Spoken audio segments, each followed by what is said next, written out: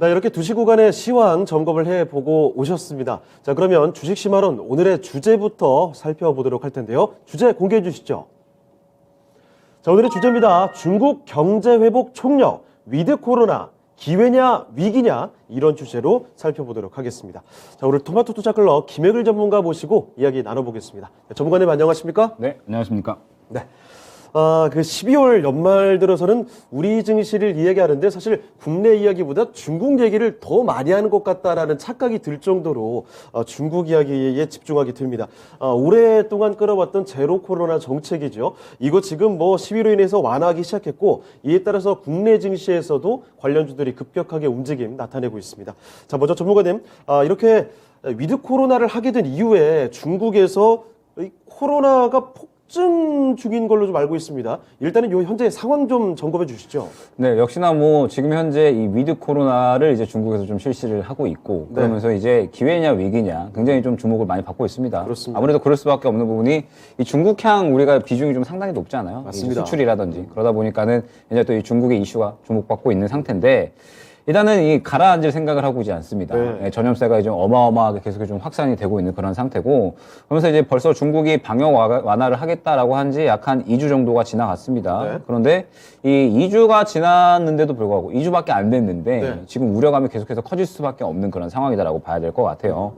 일단 뭐 시장에 나온 지금 당장 이제 이슈들만 보더라도 뭐 화장장에 이제 화장해야 될 시신이 너무 많아서 예. 이제 24시간 동안 완전 가동하고도 자리가 이제 모자라다. 그러면서 시신이 바닥에 방치되어 있는 수준이다라고까지도 이야기가 나오고 있죠. 이거 마치 처음에 코로나가 그렇게 불거졌을 때 초창기 얘기를 듣는 기분이네요. 초창기도 사실 중국이 네. 그러한 상태였잖아요. 그렇죠, 그런데 그렇죠. 다시 한번 이제 반복이 되고 아하. 있는 그런 상태다라고 볼 수가 있을 것 같고, 네. 최근에 이제 사진을 좀 몇 가지 봤거든요. 네. 시신이 이제 바닥에 방치되어 있는 그런 사진들. 그 다음에 이제 추가적으로 이 장례식장을 들어가는데, 이 화장장을 들어가는데 검은 리무진이 쫙 서 있더라고요. 네. 화장을 하기 위해서 이제 들어가야 되는데 너무 이제 이 자리가 꽉 차 있다 보니까는 도로까지도 나와가지고 이제 그 차들이 줄 서 있더라고요. 충격적인 예, 얘기네요. 그만큼 이제 지금 현재 이 시신이 굉장히 조금 많이 나오고 있고 사망자가 많이 나오고 있다라고 봐야 될 것 같습니다. 예. 그러면서 최근에 이제 이 홍콩대 연구진에서 좀 이야기를 했죠. 중국이 위드 코로나로 전환을 하면서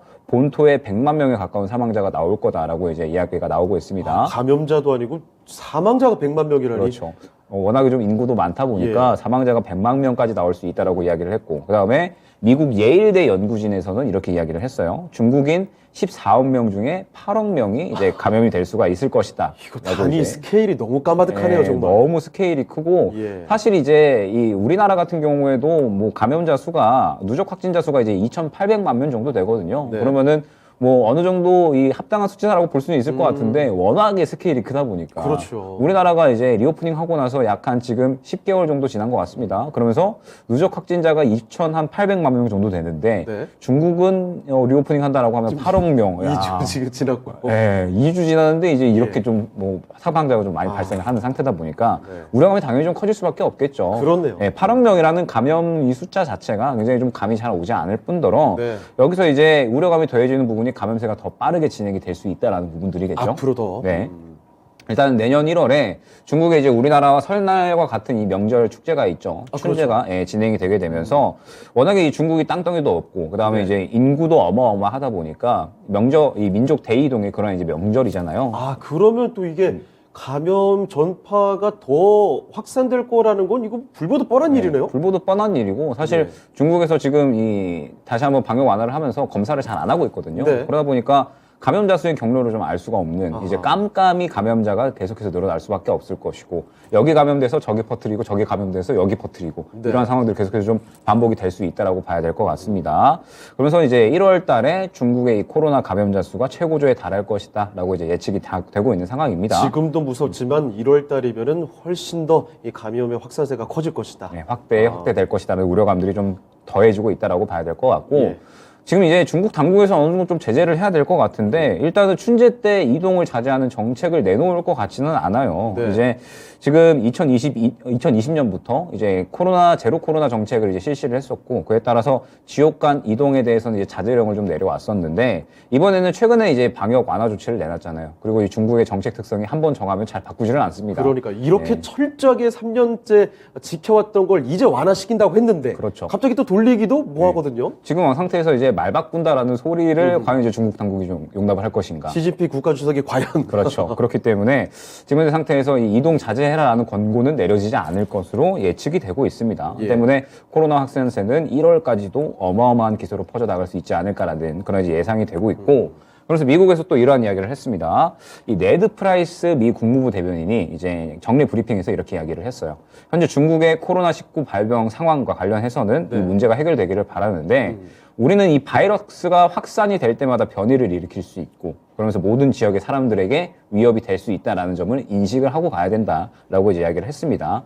그래서 이제 여태까지 감염 단계를 보게 되면은 뭐 이제 알파, 베타, 감마, 델타, 오미크론 등등 해가지고 단계가 엄청 많이 나왔잖아요. 네. 그래서 사람들이 뭐 우스갯소리로 이러다가 이제 메가 울트라 파워 뭐 모시기 단계 뭐 이렇게까지도 온갖 거다 붙이겠다. 온갖 거 이제 다 나오겠다. 2050년까지 가겠다. 이렇게 이제 이야기가 나왔습니다. 결국에 코로나는 치명률이 낮아지면서 감염력은 더욱더 강해지는 상태로 이제 변이를 하게 되거든요. 그러면은 지금 현재 중국의 상황에서 감염이 진행이 되고 그러면서 변이 바이러스가 생겨난다라고 했을 때 감염력이 더욱더 이제 확산이 된다라고 하면 중국의 현재 인프라 상황은 코로나에 대해서 전혀 대비가 되어 있지 않은 상태입니다. 그러면은 이제 감염자와 그다음에 사망자 같은 경우에 더더욱 큰 폭으로 늘어날 수밖에 없겠죠. 때문에 이 중국의 코로나 이 확진자 이 증세는 상당히 좀 우려스러운 부분으로 좀 확산이 되고 있다라고 봐야 될 것 같습니다. 네, 알겠습니다. 중국의 코로나 확진자, 이 위드 코로나로 이제 받아들이기 시작한 지가 얼마 지나지 않았습니다만 이 확산세가 좀 무서울 정도로 뻗어가고 있습니다. 자, 그렇기 때문에 이 우려감들이 계속해서 이야기가 나오는 것 같고 지금 현재 벌어지고 있는 일도 무섭지만 앞으로 1월 달이 되면 춘절, 이 명절이 끼게 되면 앞으로 더욱더 확산세가 더 커질 것이다라는 이 우려감, 점점 참 어려운 상황으로 가고 있는 게 아닌가 걱정이 들 수밖에 없습니다. 자, 이런 가운데서 또 얼마 전에 전해졌던 소식인데 일본 반도체 기업 르네사스 있지 않습니까? 네. 월요일이었나요? 이 베이징 공장을 잠정 폐쇄한다 이런 소식 나오면서 야 이거 진짜 심각하나 보다 이런 걱정이 더 됐거든요. 과연 또 뭐 반도체 이런 공장뿐만 아니라 여기저기 산업군에서 다 이런 후폭풍이 번지질 않을까라는 우려감 어떻게 좀 보십니까? 일단은 번질 수밖에 없다라고 보고 있습니다. 네. 어쨌든 현지의 인력들이 또 이 산업 활동을 하다 보니까 당연히 이런 부분에 대해서 이 기업 자체적으로 또 이렇게 정지를 하지 않을까라고 생각이 되고 있는데 네. 이제 일본 반도체 기업이죠. 르네사스 일렉트로닉스가 이제 이 코로나 확산으로 인해서 베이징 공장을 당분간 폐쇄하기로 결정을 했습니다. 그러면서 이제 이 추가적으로 이 베이징 공장 같은 경우에는 약 한 1,000명 정도가 이제 근무를 한다라고 해요. 그래서 예. 이제 반도체를 주로 생산을 하는데 역시나 이제 이러한 이 조치 자체는 이 중국의 코로나 확산세에 이제 어느 정도 좀 대비를 하기 위해서 이제 그렇다라고 보고 있을 것 같고 결국 이제 일전에 우리 상황을 좀 빗대어서 보게 되면 사실 이제 코로나가 확산이 되었을 때 정부의 어떤 지침도 있었지만 기업 자체적으로도 코로나 지금 너무 심하니까 이제 재택근무하자 약간 이제 네. 이러한 이야기들이 좀 많이 나왔었잖아요. 그렇습니다. 예, 이제 이 일본의 르네사스 같은 경우도 이러한 이 대처를 좀 하고 있다라고 봐야 될 것 같아요. 계속적으로 이제 코로나 확산세가 과도해질 것으로 좀 이야기가 나오고 있다 보니까 결국에는 이 중국의 인프라 자체가 갖춰져 있지 않으면은 이 직원들이 좀 이 코로나에 걸린다라고 해서 사실상 산업 활동이 완전히 좀 정지가 될 수밖에 없거든요. 그러니까는 지금 현재 그렇게 되기 전에 미리 조금 이 좀 대처를 해놓는 그런 방안이다라고 봐야 될 것 같고. 사실 말씀해 주셨던 대로 중국의 의료 인프라 특히 뭐 지방 쪽에 보면은 더욱더 열악한 것으로 익히 알려져 있으니까요. 그렇죠. 이 지방 쪽이 또 굉장히 우려감이 좀 커질 수밖에 없겠죠. 당연히 지금 이제 수도권에도 인프라가 잘 갖춰져 있지 않은데 네. 지방 같은 경우에는 사망률이 좀 폭증할 것이다라고 이야기가 나오고 있고 마찬가지로 르네사스뿐만 아니라 다른 이제 현재 중국의 이 현지 기업들도 아마 추가적으로 코로나 확산세가 더 이 폭증되게 된다라고 하면은 이 부분에 대해서 이제 추가적으로 이 조치가 취해질 것으로 예상이 되고 있습니다. 알겠습니다. 자, 르네사스의 베이징 공장 폐쇄 소식과 함께 사실 뭐 이 회사뿐만이 아닐 겁니다. 다양한 산업군에서, 다양한 공장에서 또 이 확산세가 더 커지게 될 경우에는 아무래도 공장 가동을 중단하거나 이런 정제에 대한 우려감들이 분명히 또 나타날 수 있다라는 점, 이런 우려감을 감안을 해둬야 되지 않을까 싶네요. 자, 그래서 중국 코로나 이야기 계속 이어가 보도록 할 텐데요. 중국 코로나 비상 상황에 걸리게 되면서 사실 우리 증시에 미치는 영향이 정말 대단히 큽니다. 국내 관련주들 제각제각 빨리 움직임이 나타나고 있거든요. 자, 근데 궁금한 건 이거죠. 지금 잠깐 반짝하고 끝날 것인지 좀 어떻게 판단하고 계십니까? 뭐 가장 중요한 부분이 아닐까 싶습니다. 예. 어찌됐든 우리는 투자자고 지금 현재 시장에서 수익을 챙겨 나가야 되니까 중국의 이 코로나 확진세에 대해서 굉장히 좀 주목을 해야 될 필요가 있다라고 보여지고 있는데 예. 최근에 이제 이 중국이 코로나 비상으로 인해서 관련주들의 큰 상승이 굉장히 좀 잘 나오고 있는 상태입니다. 그러면서 최근에 알서포트 같은 이 재택근무 관련주들, 그 다음에 혹은 뭐 중국 의약품 사재기로 인해서 제약주들이 상당히 좀 큰 상승이 나오고 있는데, 맞아요. 그 외에 또 마스크 관련주들, 그 다음에 호흡기 관련주들까지 전체적으로 상승이 이거 진짜 다시 과거로 돌아간 기분이네요. 예전에 이제 우리나라와 이 상황과 그대로 좀 가고 있다라고 봐야 될 것 같아요. 집단 감염이 이제 이루어지면서 네. 이제 코로나 직접적인 관련주들이 움직였고, 그 다음엔 거리두기 정책 관련 종목들, 그 다음에 리오프닝 이런 식으로 단계적으로 이루어져 왔잖아요. 그렇습니다. 중국도 그러한 이제 단계를 좀 거쳐가고 있다라고 봐야 될 것 같고, 지금 어찌됐든 지금 이 중국의 코로나 확진세가 계속 좀 폭증이 되고 있다 보니까 이 부분에 대해서 이제 직접적인 관련주들이 좀 상승이 나오고 있는데, 네. 저는 이 관련주들을 표현하자면 반짝 시세가 계속적으로 반짝반짝일 것이라고 표현을 하고 싶어요. 그거 어떤 의미죠? 지금 반짝 시세가 네. 이제 나왔다가 또 줄어들었다가 다시 또 나왔다가 줄어들었다가 반복돼서 나타날 것이다. 이런 구간들이 좀 반복돼서 나타날 것이다라고 이제 예상을 하고 있습니다. 예. 조금 더 이제 이야기를 해보면 최근 코로나절의 관련주들의 흐름을 볼 때 이러한 움직임이 그대로 좀 나타나고 있다라고 봐야 될 것 같아요. 네. 그날 이 중국의 상황에 따라서 이 시세가 나오고 그 다음에 그 날에 바로 이제 순식간에 차익 실현이 나오는 그런 모습들이 좀 나타나고 있거든요. 그렇기 때문에 굉장히 좀 단기 트레이딩에 유리한 그런 환경으로 좀 진행이 되고 있다라고 봐야 될 것 같습니다. 그러면서 이제 이 반짝 시세가 저는 이 1월까지 정점을 코로나 확진세가 좀 정점을 찍을 것이라고 이야기가 되고 있잖아요. 그러면 네. 결국에는 1월까지 코로나 이 확진자 수는 계속해서 폭증을 할 수밖에 없다라고 보고 있거든요. 그러면서 사망자 수도 증가할 것이고 관련된 이야기들이 시장에서 계속적으로 이제 나올 것이라고 보고 있습니다. 네. 그러면서 이제 추가적으로 또 이 확진세가 늘어난다라고 했을 때 중국 당국에서 거리두기 정책에 대한 이야기를 또 할 수가 있겠죠. 그러면은 마찬가지로 거리두기 정책 관련된 종목들도 상승이 나올 수가 있습니다. 이 예상이 절차가 그려지는군요. 네, 지금. 어느 정도 우리나라의 이전 절차를 좀 빗대어서 예상을 할 수 있다라고 봐야 될 것 같고 관련주들을 지금 현재 저는 계속해서 좀 관심 있게 봐야 되는 타이밍이 아닌가라고 생각을 하고 있어요.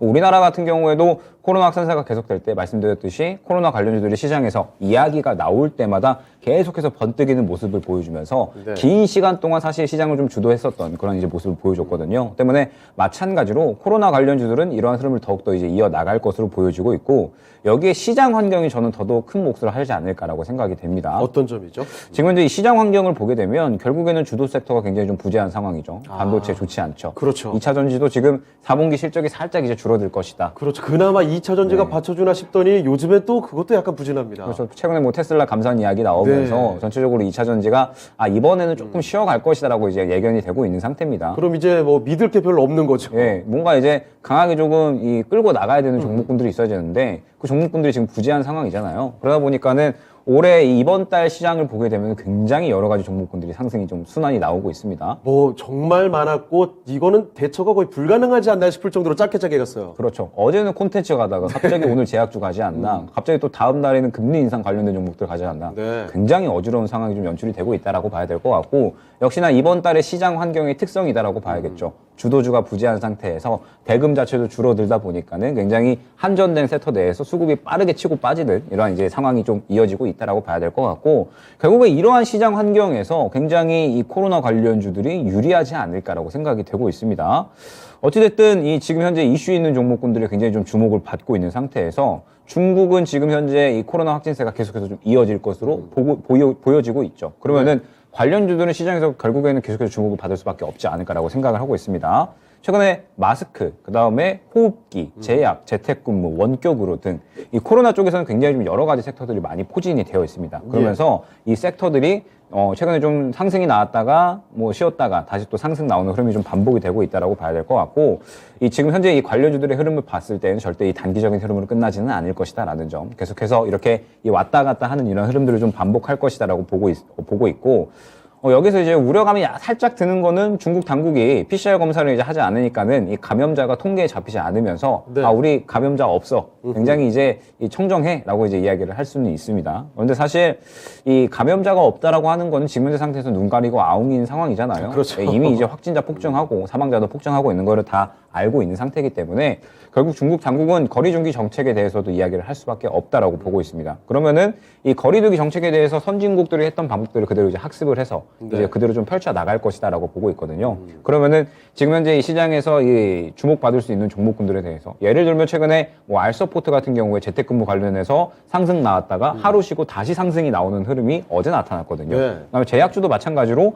상승 나왔다가 그다음에 바로 차익 실현 나오고 또 상승 나왔다가 차익 실현 다시 상승, 이런 흐름들. 요것도 계속해서. 재밌는 것 같은 게 사실 그 코로나 관련된 제약주들 그리고 알서포트 같은 종목도 그렇고 이제는 다 끝났다라고 생각했거든요. 그렇죠. 근데 오랜만에 한번 쳤을 때 야 이건 진짜 끝이다 했는데 또 가는 점. 그래서 다시 반복될 수 있다라고 보시는 거군요. 그렇죠. 시장에서 이제 오랜만에 좀 주목을 받고 있고, 어쨌든 시장의 환경 자체가 이러한 이 이슈에 의존할 수밖에 없는 상황이다라는 점이 중요할 것 같습니다. 그러면은 이슈에 의존하게 된다라고 했을 때 이보다 더 다루기 쉬운 이슈가 있을까, 종목군들이 있을까라고 생각이 되거든요. 게다가 또 굉장히 여러 가지 섹터들이 포진해 있다라는 점이 지금 현재 시장에서는 단기적인 트레이딩으로 접근하기에 어느 정도 굉장히 유리한 환경이 될 것 같습니다. 다만 약간의 난이도는 어려울 수가 있겠죠. 네. 그렇기 때문에 어느 정도 좀 기술이 있는 분들에게는 굉장히 좀 좋은 수익이 나타날 수 있는 섹터가 아닌가 생각이 되고 있습니다. 네, 좀 시장 상황을 잘 고려를 해보셔야 될 것 같습니다. 언급해 주셨던 대로 반도체, 2차전지 우리가 조금 상대적으로 편하게 기댈 수 있을 만한 주도할 만한 종목군들이 힘을 크게 쓰지 못하는 가운데서 정말 빠르게 돌아가는 지금 시장의 상황이죠. 앞서 언급해 주셨던 것처럼 콘텐츠부터 제약, 금리 인상 이 관련된 종목들이 정말 발빠르게 순환매가 일어나고 있는 상황입니다. 자, 그래서 이렇게 눈에 딱 띄는 테마 쪽으로 많이 쏠림 현상이 일어날 수 있다. 반복적으로 주가의 급등락이 일어날 수 있다는 점 기억을 해주시고 이 가운데 코로나 관련주로 자주 언급됐던 마스크 아니면 제약 또 재택근무 관련된 종목들 눈여겨볼 필요가 있을 것 같습니다. 자, 이런 가운데서 또 중국의 상황이 사실 상당히 좀 어지럽습니다만 전문가들 가운데서 이 코로나 급증 가운데서도 낙관적으로 바라보는 시선들이 굉장히 또 많은 것 같습니다. 내년에 리오프닝이 본격화되게 되면 이 중국에서 산업 생산이 좀 재가동이 되게 되면 아시아 증시 전반적으로 뭐 급격하게 살아날 것이다 이런 전망도 나오거든요. 이런 낙관론에 대해서 리오프닝의 본격화된 이유에 대해서는 좀 어떻게 보십니까? 지금 현재 중국의 상황을 저는 이렇게 표현을 하고 싶거든요. 네. 단기적인 우려감, 중장기적인 기대감으로 이제 표현을 할 수가 있을 것 같습니다. 어찌됐든 이 코로나 확진세가 지금 당장의 우려감을 더하고 있기는 하지만 우리나라도 보면 결국에 집단 감염이 되고 나서 그 다음에 치명률이 낮아지면서 이제 엔데믹을 향해 갔었던 거잖아요. 예. 결국에 이 중국 같은 경우에도 코로나 확진세가 어느 정도 정점을 찍고 그 다음에 거리두기 정책이 활성화되면서 점차 엔데믹을 향해 간다라고 했을 때 지금 현재 이 중국 산업 활동이 정상화가 되고 그러면서 리오프닝이 이루어지게 되고 시장 투자자들의 기대감을 상당히 끌어올릴 수 있을 만한 그런 이제 이슈가 되지 않을까 생각이 되고 있습니다. 최근에 이제 미국 증권사들의 리포트를 보면 중국이 리오프닝을 하면서 산업 재가동이 이루어졌을 때 예. 아시아 증시는 전체적으로 크게 상승할 것으로 예상을 하고 있습니다. 네. 그러면서 가장 최고의 수혜국은 대만과 우리 한국으로 이제 뽑혀지고 있거든요. 이건 반갑네요. 예, 굉장히 좀 반가운 소식이고 네. 역시나 이제 이 중국 쪽의 또 수출 비중도 굉장히 높고 그다음에 반도체에 대한 부분들도 분명하게 큰 축을 차지하고 있기 때문에 그렇습니다. 이 부분에 대해서 가장 또 수혜를 받을 것으로 예상이 되고 있습니다. 그러면서 이제 이 JP 모건에서는 또 이러한 이야기를 했습니다. 내년 3월과 4월에 가장 고통스러운 시간에 돌입하고 나면 약 한 4분기 정도에는 강력한 회복세가 이어지면서 어느 정도 이 수요가 터지는 펜트업 효과가 나타날 수 있을 것이다라고 이제 이야기를 했습니다. 그러면서 이 서비스 수요에 대한 증가, 그 다음에 기업들의 투자도 더욱더 활성화가 될 수 있을 것이다라고 표현을 했거든요. 결국에 이 아시아 증시를 억눌렀던 요소들이 무엇이냐라고 하면 뭐 글로벌 악재들도 악재들이지만 중국의 봉쇄권이 상당히 컸다라고 볼 수가 있었을 것 네. 같습니다. 중국이 이제 봉쇄를 하게 되면서 전체적으로 산업 활동이 제한이 되게 되고 그러면서 우리나라 같은 경우에 중국 매출 비중도 상당히 높기 때문에 이 부분에 대한 타격이 있었었는데 결국 이 부분이 또 내년에 해소가 되면서 점차적으로 또 이 금리 인상이 사실 이 슬슬 목표치에 도달을 하고 있잖아요. 기준금리가 지금 현재 미국에서는 4.5%인데 최근에 FOMC에서 5.1%로 목표치를 내놨기 때문에 네. 거의 금리 인상이 이제 어느 정도 마무리가 되고 있다라고 봐야 될 것 같습니다. 그러면은 슬슬 이제 내년에 강달러 현상이 좀 어느 정도 잦아들게 되고 그 다음에 추가적으로 반도체 업황 같은 경우에도 내년 하반기 정도에는 회복이 된다라고 이제 이야기가 나오고 있습니다. 그러면은 이 시장을 짓눌러 왔었던 이슈들이 한 번에 다 해소가 될 수가 있는 거거든요. 그러면은 충분히 또 우리가 이 내년 1분기 정도만 좀 잘 넘긴다라고 한다면 2분기부터는 그래도 굉장히 좋은 이슈들이 많이 나올 것으로 예상이 되고 있어서 이 어느 정도 이 시장을 다시 한번 또 끌어올릴 수 있을 만한 여러 가지 이슈들을 또 기대해 볼 만한 상황이다라고 생각하고 있습니다. 알겠습니다. 중국의 상황이 지금 당장에 눈앞에 봤을 때는 우려감을 키우는 요인이 되겠지만 조금 멀리 시야를 넓혀서 보게 된다면 분명히 기대해 볼 만한 점이 있다라는 점 명확하게 또 설명을 해 주셨습니다. 참고해 보시고요. 자, 그리고 중국 쪽의 움직임이 앞으로 좀 상당히 달라질 것이다라는 실제 기대감이 들 수밖에 없는 게 중국에서 얼마 전에 중앙경제공작회의 하지 않았습니까? 이 정책 방향이 사실 이전까지는 기업들 상당히 옥죄는 방향으로 봤는데 이제는 경제 상황이 어려워지는 것을 좌시하지 않겠다라는 의지가 보이는 것 같습니다. 경제 회복을 명시를 했거든요. 2023년 그러면 중국 쪽 이 소비 회복이 가속화될 것이다 이렇게 봐도 되겠습니까? 소비 회복도 소비 회복이고 네. 리오프닝을 결국에는 할 수밖에 없다라는 부분이 여기서 나오는 것 같습니다. 예. 경제 정상화를 위해서는 역시나 제로 코로나 정책을 끝내고 리오프닝을 해야만이 가능할 것이거든요. 그 때문에 이 부분이 저는 굉장히 좀 의미가 있다라고 보고 있고 예. 그리고 이제 내년 중국이 어떠한 목표로 달리는가 이 부분을 한번 이제 봐야 될 것 같습니다. 네. 이야기를 보게 되면 일단은 내년 경제 재건에 국가 역량을 총동원하겠다라고 이제 목표를 밝혔습니다. 그러면서 이제 15일 그리고 이제 16일간의 이 중앙경제공작회의가 열렸는데 이제 이 시진핑 주석이 주도한 회의에서 네. 내년 경제 방향에 대해서 내수 확대, 그 다음에 기업들에 대한 지원, 그 다음에 국영기업과 민간기업의 동등한 대우를 실천하겠다 이런 이야기들을 했어요. 이거 뭐 확연하게 경제 어떻게든 띄우겠다 이거 아닙니까 지금? 그렇죠. 이제 여태까지는 이 전체적으로 규제하는 방향이었다라고 한다면 내년에는 팍팍 밀어주겠다라는 이제 이런 이야기들이다라고 이제 봐야 될 것 같고 중국이 이제 계속해서 정책적으로 기업 대리기를 계속해서 실시를 했었기 때문에 맞습니다. 여러 가지 규제나 압박으로 인해서 기업들이 정상적으로 영업 활동을 할 수 없는 그런 상황이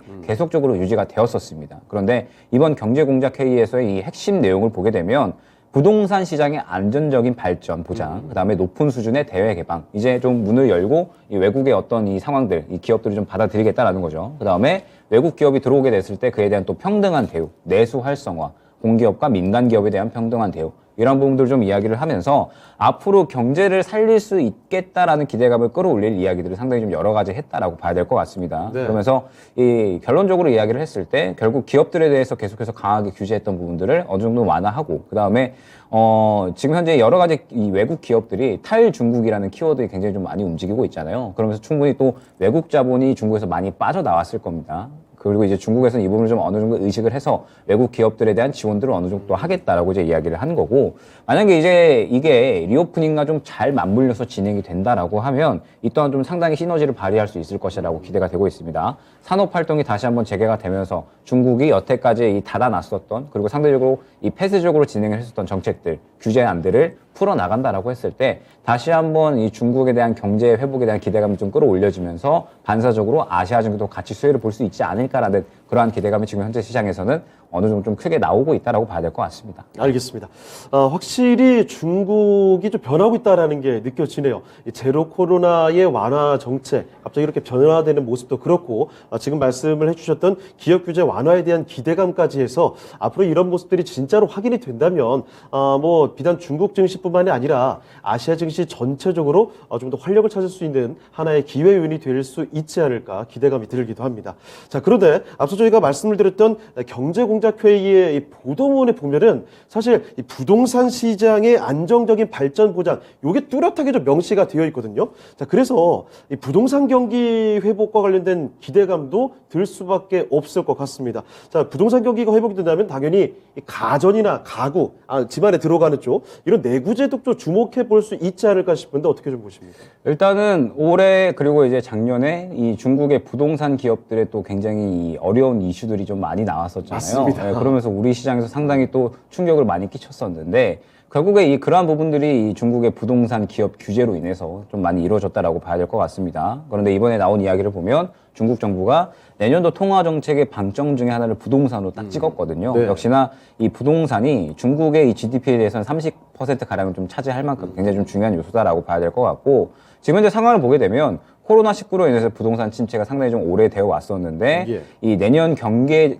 기조가 내수 확대인 점들이 이제 어느 정도 미뤄봤을 때 올해 말이나 혹은 이제 내년 초에 5년 만기 대출 우대 금리를 인하할 것으로 이제 가능성이 좀 높아지고 있습니다. 이게 이제 결국에는 주택 담보 대출에 영향을 미치거든요. 상대적으로 이제 이 부동산 시장 집을 좀 싸게 살 수 있게, 그 다음에 이제 상대적으로 좀 이 대출을 좀 더 폭을 늘리면서 여유롭게 살 수 있게끔 지원을 한다라는 그런 이야기입니다. 그러면서 이제 류거창 인민은행 부총재가 이렇게 이야기를 했어요. 부동산이 주민 생활과 재산, 거시경제 순환, 산업 사슬 안정, 정부 재정, 금융시장에 미치는 영향은 다른 산업과 비교할 정도가 안 된다. 그러니까 부동산이 뭐 1번 네, 이렇게 본 부동산이 거네요. 1번이고 부동산이 네. 무조건 살아나야 된다라고 이제 예. 이야기를 한 겁니다. 그렇기 때문에 부동산에 대해서는 적극적으로 지원을 해야 된다라고 이제 이야기를 하고 있고, 중국 당국에서도 마찬가지로 부동산에 대한 지원안들을 상당히 이제 내년에 많이 발표할 것으로 기대가 되고 있거든요. 그러다 보니까는 부동산 경기가 살아난다라고 했을 때는 결국에는 이 중국의 GDP가 좀 올라간다라는 뜻이 되고, 네. 이제 내수가 살아난다라는 뜻이 되니까 전반적인 또 산업 활동에 대한 기대감도 마찬가지로 끌어올려질 수가 있는 거겠죠. 내년에 이 중국의 이 부동산 시장 상당히 좀 주목할 필요가 있어 보입니다. 알겠습니다.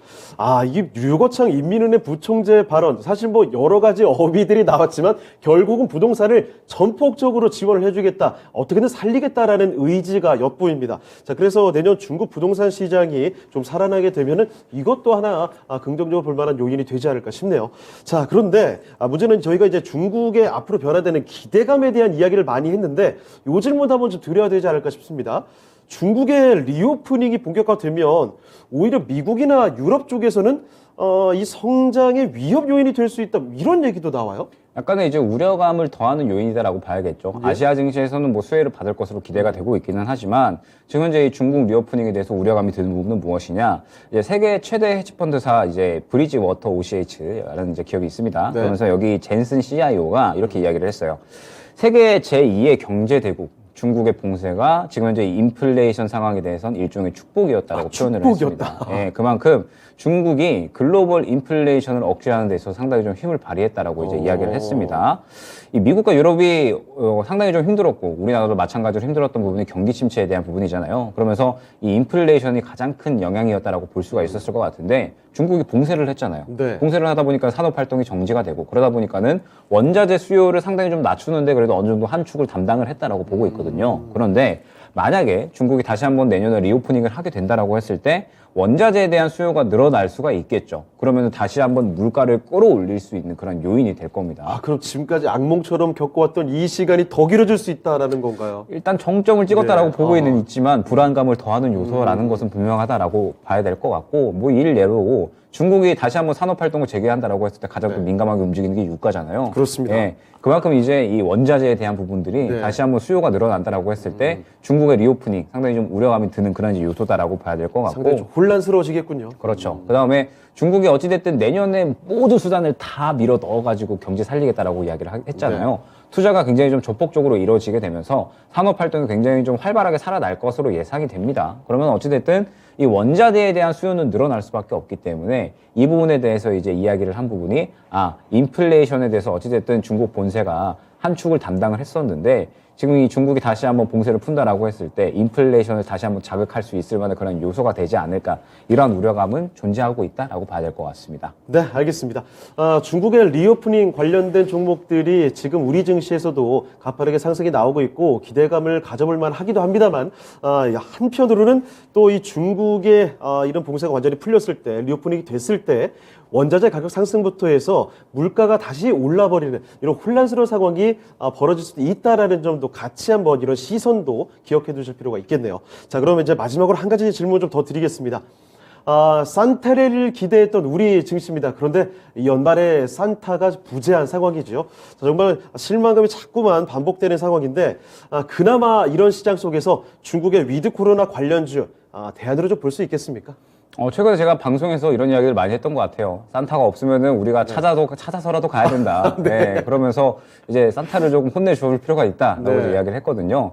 저는 이 지금 현재 시장에서 제한적 산타 랠리가 일어날 것이다라고 보고 있습니다. 전체적인 범위가 아니라 이제 어느 섹터 내에서는 산타 랠리가 분명히 일어날 수 있다라고 보고 있고, 분명히 저는 이 코로나 관련주들에 대해서는 분명하게 이 산타 랠리가 제한적으로 일어날 수 있다라고 이제 많이 말씀을 드려왔거든요. 그리고 저는 추가적으로 더 이어질 수 있다라고 보고 있습니다. 말씀드렸듯이 지금 현재 이 코로나 확진세는 내년 1월까지 정점을 찍을 것으로 이야기가 되고 있고, 그러면서 정점을 찍게 되면 또 분명하게 거리두기 정책에 대한 이야기가 나올 것이다라고 보고 있거든요. 그러면은 굉장히 먹거리가 장기적으로 이어진다라고 봐야 될 것 같고, 그 먹거리는 굉장히 여러 가지가 있습니다. 뭐 지금 현재 뭐 마스크라든지 뭐 호흡기, 뭐 그다음에 추가적으로 제약 뭐 등등 해가지고 진단 키트까지, 그리고 백신까지 네. 굉장히 여러 가지가 있고, 저는 이 부분이 또 JP모건 1월에 또 예정이 되어 있잖아요. 같이 헬스케어 맞물려서 컨퍼런스가? 좀 상승이 나올 수 있지 않을까라고 보고 있고. 그럴 수 있겠네요. 예. 그다음에 거리두기 정책이 좀 펼쳐진다라고 했을 때는 원격으로 재택근무 등등 해가지고 또 굉장히 수혜를 받을 수 있는 종목이 많다라고 보고 있거든요. 뭐 국내에서도 사실 거리두기 관련된 어떤 정책적인 언급이 나올 때마다 관련주들이 급등을 했으니까요. 그렇죠. 그러면서 이제 몇 개월 동안이나 이제 올라갔다 내려갔다 이런 맞아요. 구간들을 계속해서 반복을 했기 때문에, 사실 우리나라의 주도주들, 2차 전지나 반도체가 다시 한번 살아나기 위해서는 약간의 시간이 필요한 상태입니다. 맞습니다. 2차 전지는 내년 한 2월 이후 정도로 이야기가 되고 있고, 반도체는 내년 한 2분기 이후로 이야기가 되고 있거든요. 그러면은 그때까지 우리는 주도주가 부재한 상태에서 먹거리들을 잘 골라서 이 제한적인 산타랠리를 즐겨야 되는 상황이다라고 봐야 될 것 같습니다. 그러면은 이제 역시나 단기적인 이슈 수급이 중요할 것 같은데, 지금 이제 이 코로나가 가장 이 시장에서 핫한 이슈가 아닌가라고 생각이 되고, 네. 그러다 보니까는 이 관련주들을 통해서 제한적인 산타 랠리를 즐길 필요가 있지 않나라고 생각을 하고 있어서, 지금 현재 이 코로나 관련주들에 대해서는 계속적으로 단기 트레이딩에 대한 관점은 유지를 해야 되지 않을까 생각하고 있습니다. 네, 참고하도록 하겠습니다. 자, 이렇게 해서 오늘 김혜글 전문가와 함께 중국의 위드 코로나 위기냐 기회냐를 주제로 해서 이야기를 좀 나눠봤습니다. 저희의 대화와 함께 여러분이 그 기회 한 면을 엿보셨길 바랍니다. 그럼 저희는 여기서 오늘 김혜글 전문가 보내드리도록 하겠습니다. 전문가님, 오늘 말씀 고맙습니다. 네, 감사합니다. 자, 그럼 주식시마론 오늘은 저희 여기서 마치도록 하겠습니다. 지금까지 다양한 투자 판단에 대한 도움 말씀을 드렸습니다. 하지만 특정 종목의 상승과 하락을 보장하지 않는다는 점 꼭 명심해 주시길 바랍니다. 그럼 저희는 내일 이 시간에 다시 뵙도록 하겠습니다. 시청해주신 여러분 고맙습니다.